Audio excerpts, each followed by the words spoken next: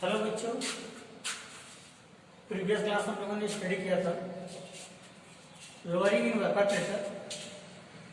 उसके बाद फिर उसका जो अगला टॉपिक है वो है elevation in boiling point.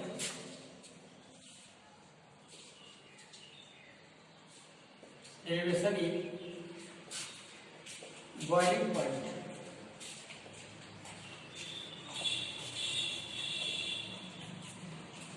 Elevation in boiling point, इसको हम इस तरह से डिफाइन कर सकते हैं, the difference in the boiling point of the difference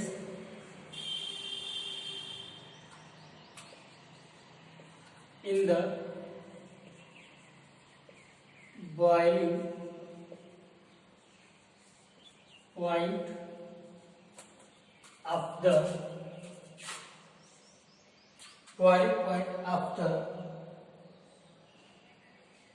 solution and boiling point of the solution and boiling point of the pure solvent.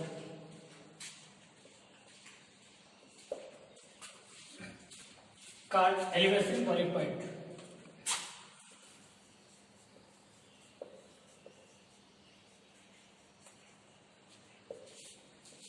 In boiling point.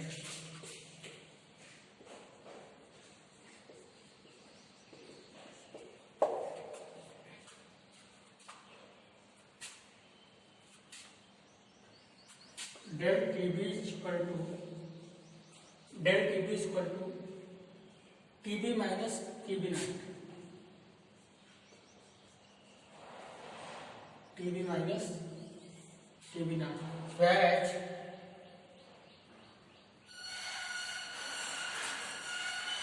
del TB is equal to elevation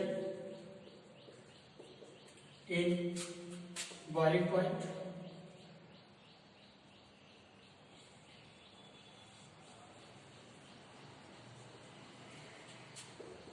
TB is equal to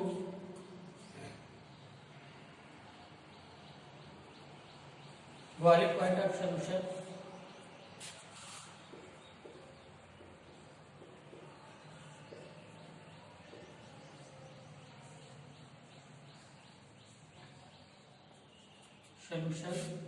and TB naught is equal to boiling point of pure solvent. Boiling point of pure solvent.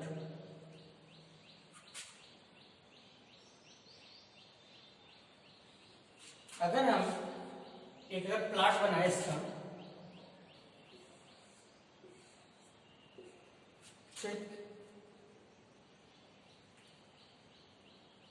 ये आपका vapour pressure है,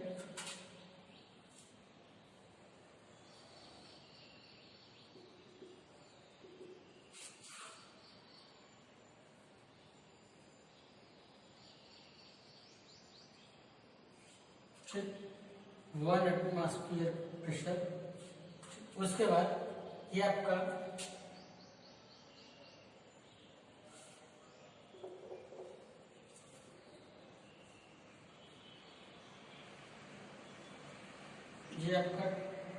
T not भी है, ये आपका T भी है। उसके बाद अगर इसमें प्लॉट बनाए, ये जो प्लॉट है बॉइलिंग पॉइंट ऑफ सॉल्यूशन है,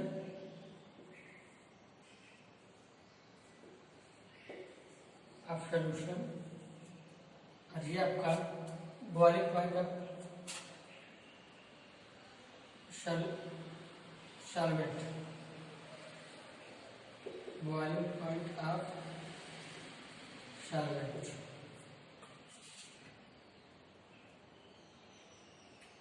तो इसका मतलब क्या है कि जो सॉल्यूशन का वेपर प्रेशर है, ठीक, अगर इसका हम क्या करें, ग्राफ देखें, सॉल्यूशन का जो वेपर प्रेशर है वो वाटर वेपर प्रेशर से क्या है, बिलो है, इसलिए जो सोल्यूशन है ये क्या कर रहा है, एलिवेशन को शो कर रहा है। उसके बाद अगर इस एक्सपेरिमेंट से हम डिफाइन कर सकते हैं कि इन dilute solution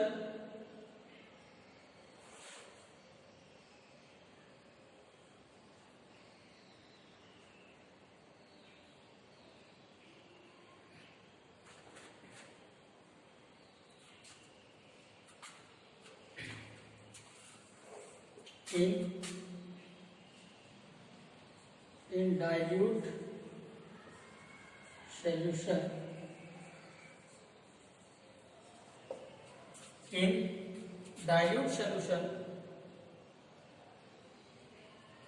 elevation of boiling point, the elevation of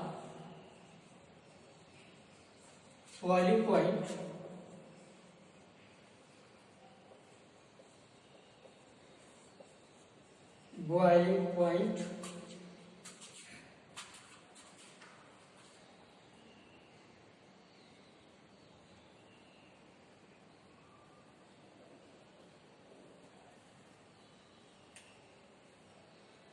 elevation of boiling point, the molar concentration of solvent, the molar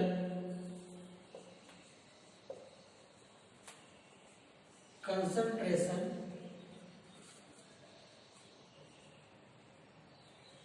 of solvent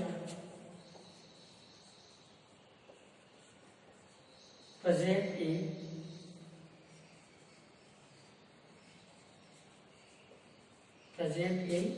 solution, present in solution,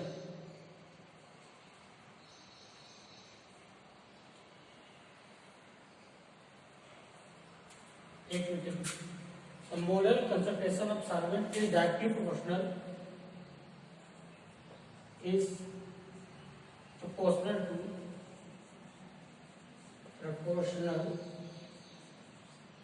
to the present in solution। ठीक, इसका मतलब यह है कि जो del TV है, ठीक, ये मोलर कंसंट्रेशन के सॉल्यूट के मोलर कंसंट्रेशन के डायरेक्ट प्रोपोर्शनल होता है। ठीक, इसको ऐसे लिख सकते हैं, वो or del TB is equal to KB M हो गया। ठीक, उसके बाद जहाँ पे केबी क्या है, KB is equal to elevation constant,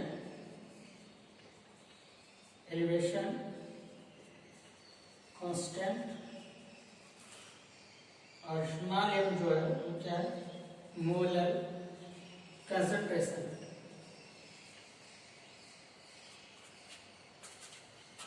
तो स्मॉल एम इक्वल टू क्या होता है, मैंने आप लोग को मोलरिटी में पढ़ाया था। ठीक, स्मॉल एम इक्वल टू क्या हो जाएगा,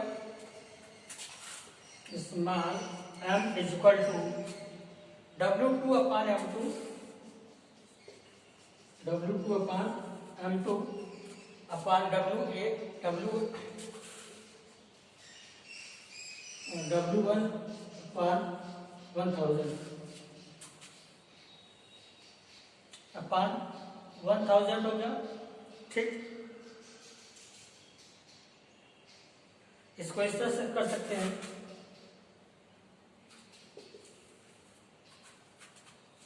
W2, अब W2 के लिए चाहे WB के लिए into 1000 upon MB into WA।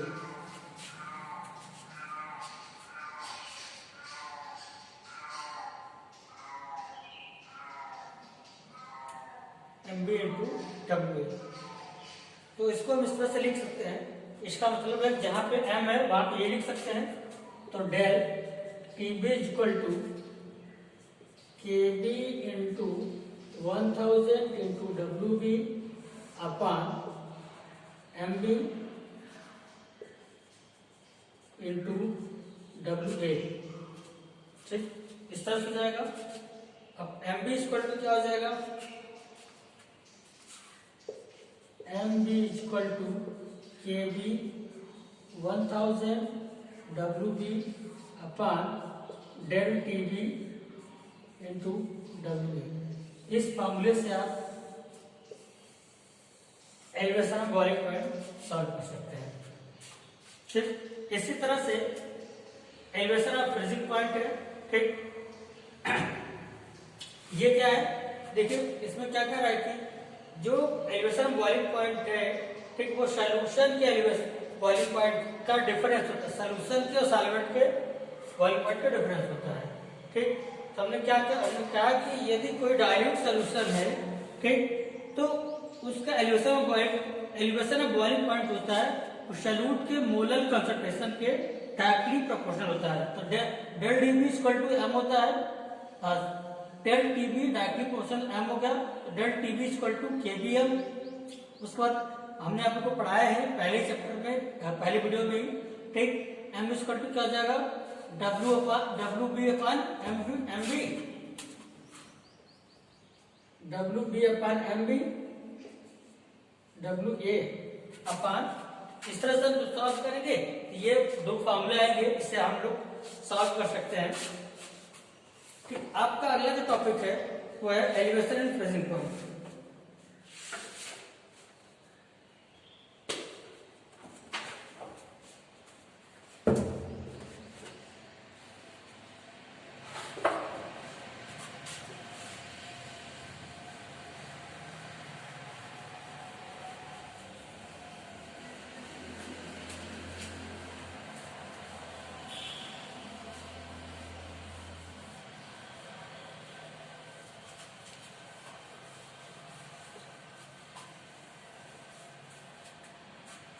अगला जो है वो आपका है डिप्रेशन फ्रीजिंग पॉइंट।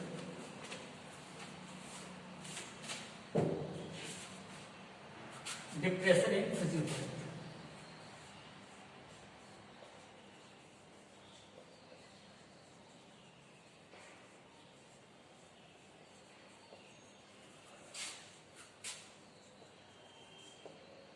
बिल्कुल उसी तरह है, बस थोड़ा सा डिफरेंस है।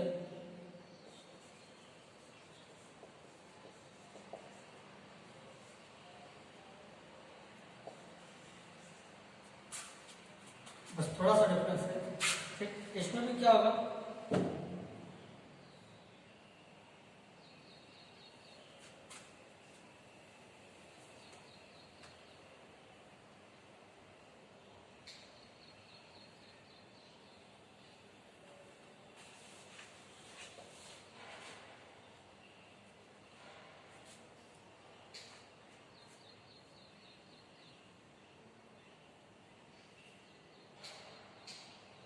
the difference between freezing point of pure solvent, the difference between freezing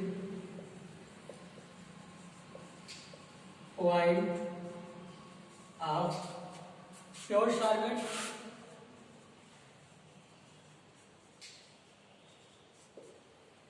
freezing point of pure solvent and its solution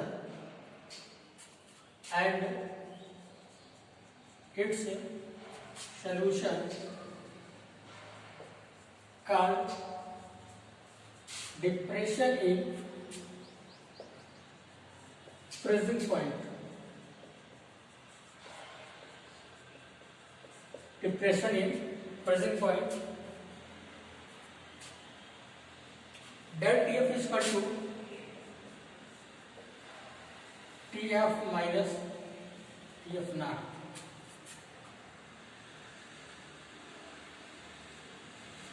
Sorry, TF naught minus TF. Whereas TF not have TF is equal del TF is equal to depression in freezing point.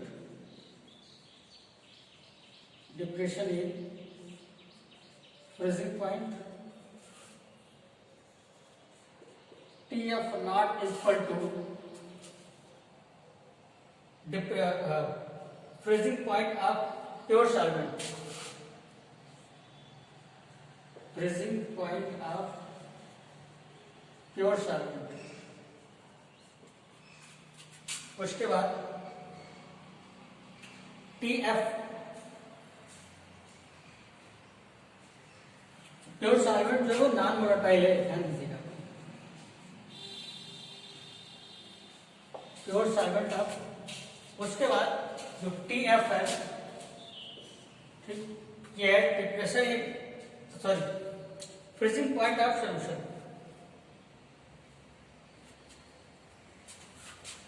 Freezing point of solution,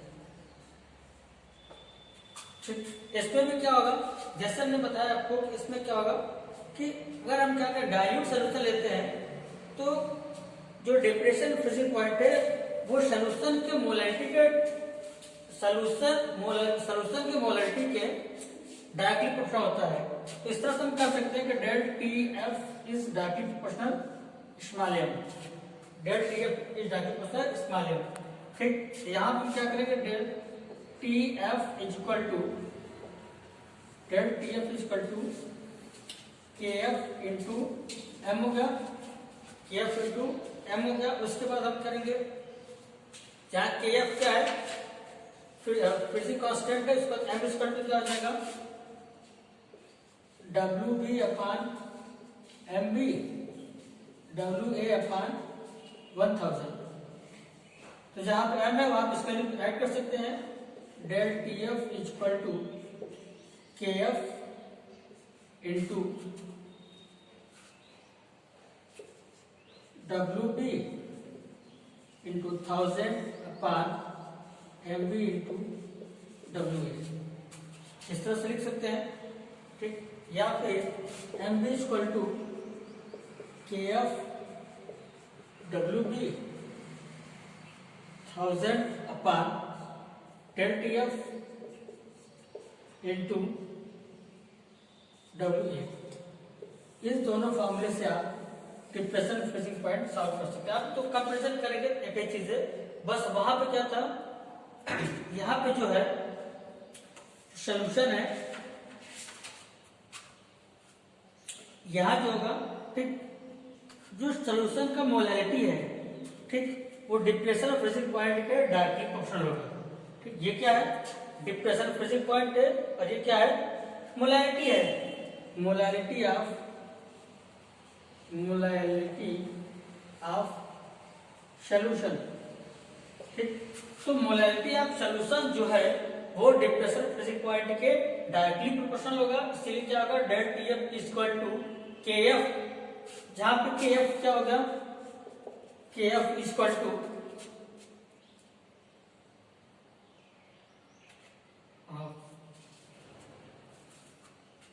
KF is equal to depression constant, depression constant, ठीक। इस तरह से आप, तीसरा हो गया इसका doubt, colligative properties third solve हो गया। उसके बाद अगला है ऑस्मोटिक प्रेशर।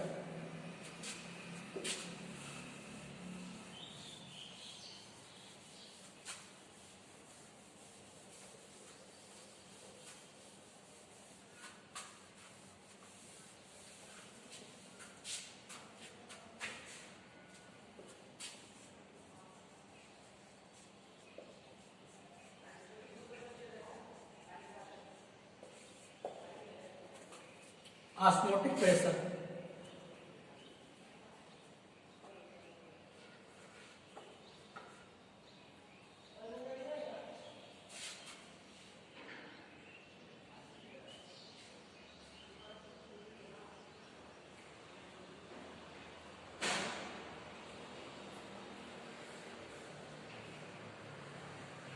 तो आप ऑस्मोटिक प्रेशर के बारे में बहुत जानते होंगे, लेकिन मैं आपको बता रहा हूँ क्या चीज होता है। ऑस्मोटिक प्रेशर का मतलब ये होता है, जैसे किशमिश आप लोग जानते होंगे, किशमिश को पानी में भिगो दीजिए। किशमिश को जब पानी में भिगोते हैं, ठीक, तो हम देखते क्या है कि ये किशमिश हो गया पहले छोटा सा, उसके बाद जब हमने इसको वाटर में डाल दिया तो ये क्या होगा, स्वेलअप होकर के बड़ा सा हो गया। ठीक, ये वाटर में स्वेलअप होकर बड़ा सा हो गया। तो इसका मतलब क्या है कि जो वाटर है क्या है, सॉल्वेंट है। तो ये इसके अंदर क्या किया है, फ्लो किया, उसके अंदर क्या हुआ है, एब्जॉर्ब, वाटर को ये एब्जॉर्ब कर लिया है। ठीक, तो वाटर को एब्जॉर्ब कर लिया है। ये जो प्रोसेस है, ठीक, वो क्या है, ऑस्मोसिस। तो ऑस्मोसिस के थ्रू क्या होता है, ये इसका मतलब क्या है कि इसके जो किशमिश है, इसके किनारे पे कोई ऐसा मेम्ब्रेन है तो इस सॉल्वेंट को इस तरफ से इधर, मतलब इसके अंदर फ्लो करता है। तो ये जो मेम्ब्रेन होता है उसको बोलते हैं semi permeable membrane. Semi permeable membrane, सफा में एसपीएम बोलते हैं। ठीक, तो सेमी, और जो यहाँ पे सॉल्वेंट फ्लो हो रहा है वो कहाँ से, लोअर टू हायर फ्लो हो रहा है, मतलब लोअर कंसंट्रेशन से। देखिए वाटर का कंसंट्रेशन लो होता है और इसका कंसंट्रेशन ज्यादा होगा। ठीक, तो जो वाटर फ्लो किया है वो किधर किया है, लोअर टू हायर फ्लो किया है। तो इस तरह से इसके जिस प्रेशर की तरह फ्लो होता है उसको बोलते हैं ऑस्मोटिक प्रेशर बोलते हैं।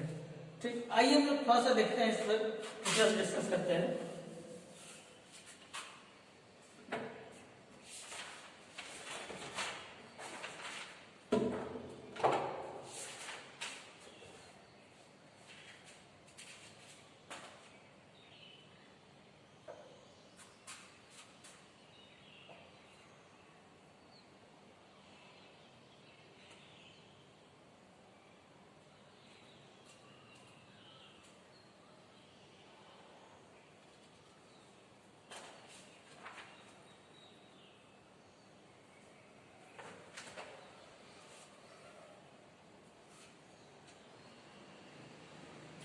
अब देखिए, जैसे हम मान लेते हैं ये कंटेनर है,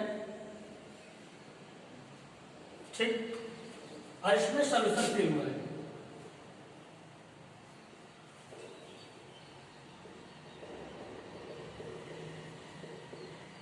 ये आपका सॉल्यूशन है।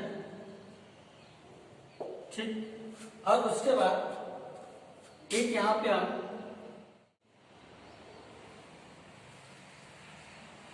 मेम्ब्रेन लगा देते हैं और यहाँ दूसरा कंटेनर ले लेते हैं हम।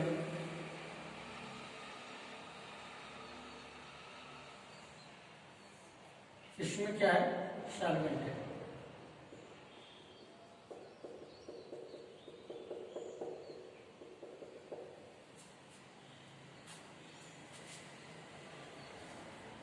ये आपका सॉल्वेंट है, ये आपका सॉल्वेंट है। अब उसके बाद ये जो लगा हुआ है, ठीक, ये है आपका एसपीएम, मतलब सेमी परमिएबल मेम्ब्रेन। और उसके बाद हम करेंगे कि यहाँ पे प्रेशर देंगे।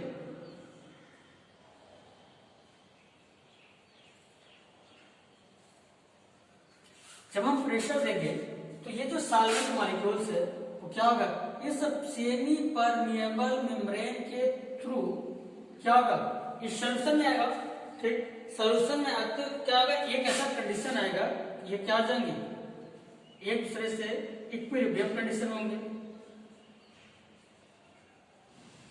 फिर उसके बाद क्या होगा, हम इक्विलिब्रियम को धीरे धीरे क्या होगा, ये फ्लो इधर जाएगा, इसका लेवल क्या होगा, बढ़ता जाएगा। तो इसके लेवल को रोकने के लिए, मतलब इसको फ्लोइंग को, किसके, सॉल्वेंट के फ्लोइंग को रोकने के लिए एक एक्स्ट्रा प्रेशर लगाया जाता है। इसके ये इधर फ्लो करेगा, इसका लेवल क्या बढ़ता जाएगा। इसके लेवल को रोकने के लिए एक्स्ट्रा प्रेशर लगाया जाता है।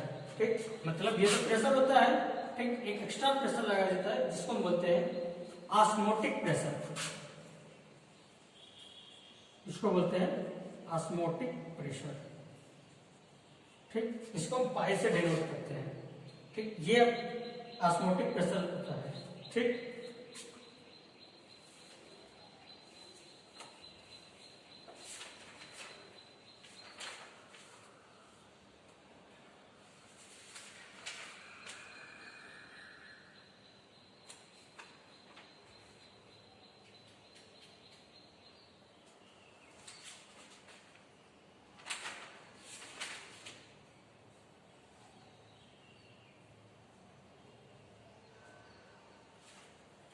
इसको हम ऑस्मोटिक प्रेशर बोलते हैं। ठीक, इसलिए पाई इक्वल टू हो जाएगा, pi equal to CRT, pi equal to CRT, जहां पाई, ये आपको पाई क्या है, ऑस्मोटिक प्रेशर है,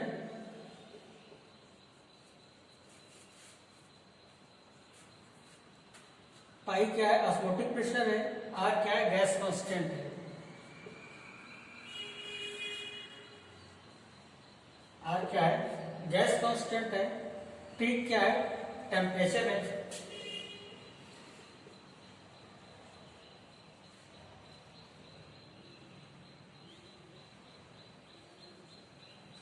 टी क्या है, टेम्परेचर है। तो इसको हम ऐसे भी लिख सकते हैं, ठीक, pi equal to V upon N, sorry N2 upon V RT, N2 upon V RT, जहां पर N2 क्या है,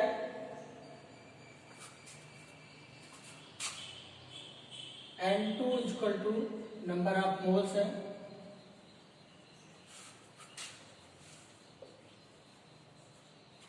और V क्या है, वॉल्यूम ऑफ सॉल्यूशन है, वॉल्यूम ऑफ सॉल्यूशन है। ठीक, उसके बाद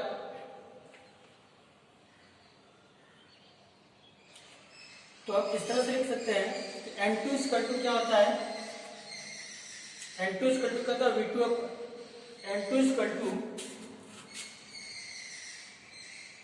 पाई equal to N2 equal to क्या हो जाएगा, W2 अपान M2 अपान V RT, ये होगा। ठीक, उसके बाद हम क्या करेंगे, V का मल्टीप्लाई कर देंगे, pi V equal to W2 RT upon M2, और M2 इक्वल टू क्या हो जाएगा,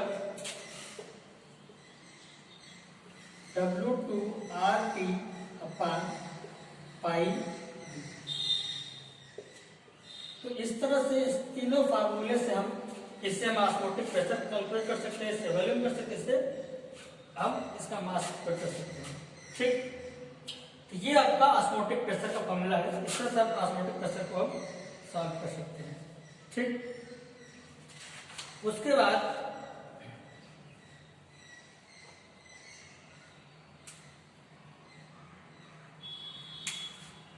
आता है रिवर्स ऑस्मोसिस।